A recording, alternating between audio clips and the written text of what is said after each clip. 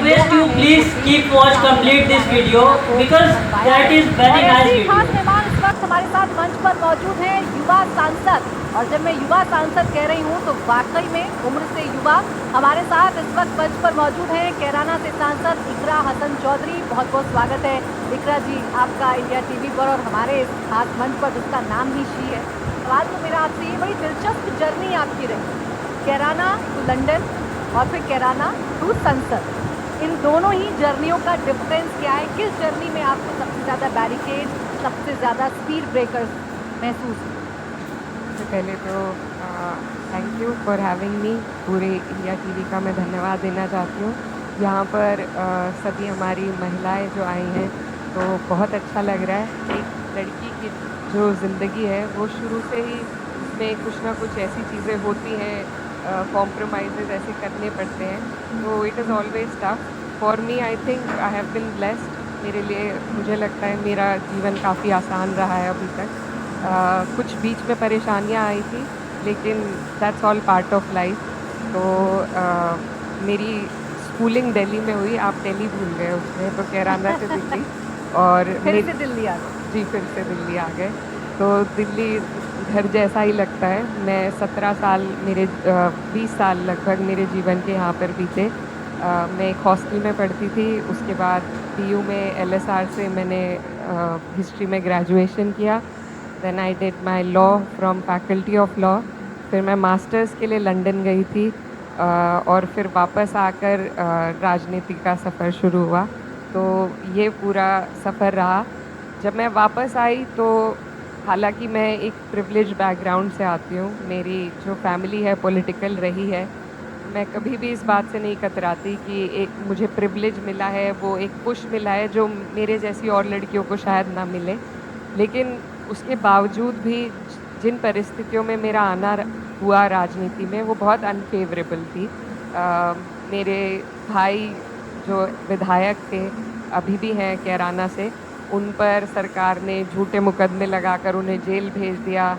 मेरी फैमिली में और मेरी मदर हैं मेरे, उन पर भी मुकदमे झूठे लगाए गए। तो जब मैं लंदन से वापस आई मेरे घर पे कोई भी नहीं था। हम 3 जने हैं एंड नोबडी वाज होम। मुझे वापस पीएचडी के लिए जाना था लेकिन क्योंकि परिस्थितियाँ ऐसी बन गई थी तो मुझे यहीं पर रहना पड़ा और घर की और सब चीज़ों की जिम्मेदारी संभालनी पड़ी। तो 2022 का जो यूपी का इलेक्शन था उससे मेरा राजनीतिक सफ़र एक तरीके से शुरू मुझे हुआ। याद है आप अपने भाई के लिए कैंपेनिंग करती थी और बड़ा एग्रेसिव कैंपेनिंग आप करती थी। लोग कहते थे कि सीधी सादी सी दिखने वाली है लड़की, इसके अंदर पॉलिटिक्स करने के लिए जो आग है जो होनी चाहिए वो दिखती है, बयानों से झलकती है। क्या सोचकर उस वक्त आप कैंपेनिंग किया करते? बचपन से ही मेरा हमेशा रुझान हिस्ट्री पॉलिटिक्स इन चीज़ों पर रहा है। कभी मुझे नहीं लगता था कि मैं पार्टिसिपेट करूँगी। मैं I am very shy by nature. लेकिन अब नहीं लगता? लेकिन जी अब धीरे धीरे सीख रहे हैं। और जब कोई चीज़ आपके दिल पर छुए, आपको परेशानी हो किसी चीज़ पे, दिक्कत आए जब ज़िंदगी में, तो हिम्मत से ही उस चीज़ का सामना किया जाता है। तो मैंने थोड़ी हिम्मत रखी और बाकी लोगों ने और ऊपर वाले ने साथ दिया, तो आज आपके सामने यहाँ बैठने का मौका मिला है। अच्छा, जब आपको पहली बार ये पता चला कि अब सार्वजनिक जीवन में आपको उतरना है, औपचारिक तौर पर उतरना है, आपको टिकट मिलने जा रहा है और जो विरासत है आपके परिवार की अब आपको संभालनी है, अपने कंधों पर ये जिम्मेदारी उठानी है, उस वक्त इकरा हसन को क्या लगा या कितनी बड़ी चुनौती है, कितने बड़े चैलेंज के तौर पर आपने इसको लिया? चैलेंज तो था ही, साथ में डर भी था, घबराहट भी थी कि मुझे ये यकीन नहीं होता था कि मैं जाऊंगी और मेरे कहने से लोग वोट देने आ जाएंगे। जिस दिन मैं आपको बताऊं, जिस दिन रिज़ल्ट आ रहा था और इलेक्शन कमीशन की वेबसाइट पर हम बैठे हुए थे तो एक एक वोट उसमें काउंट होते हुए आपको दिखता है। तो जब वो काउंट हो रहा था that was very surreal for me. मुझे नहीं लग रहा था कि 5-5.5 लाख लोग आकर उन्होंने मुझे चुना है।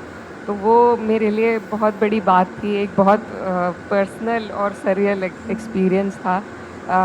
बहुत कुछ गिव अप भी करना पड़ता है पब्लिक लाइफ में, लेकिन ये जो रोल है मैं इसकी गंभीरता समझती हूँ। ये एक बहुत महत्वपूर्ण रोल है और मुझे यहाँ पर जगह मिली है तो मेरी कोशिश यही रहेगी कि जिस टेबल पे मुझे एक महिला होने के नाते सीट मिली है तो मैं वहाँ पर यही कोशिश करूँ कि मेरे जैसी और बहुत सारी महिलाओं के लिए हम वहाँ जगह बना सकें।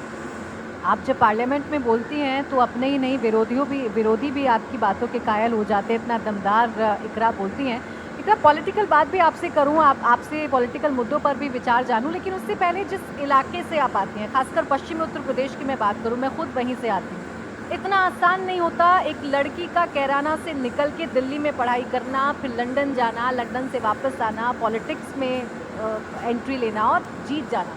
इसके बैक में बहुत सारी stories. This is very nice interview and she is very well educated member of parliament. Thank you for watching this video and I request you please subscribe my YouTube channel and like share और please अपनी राय comment में मुझे ज़रूर बताएं।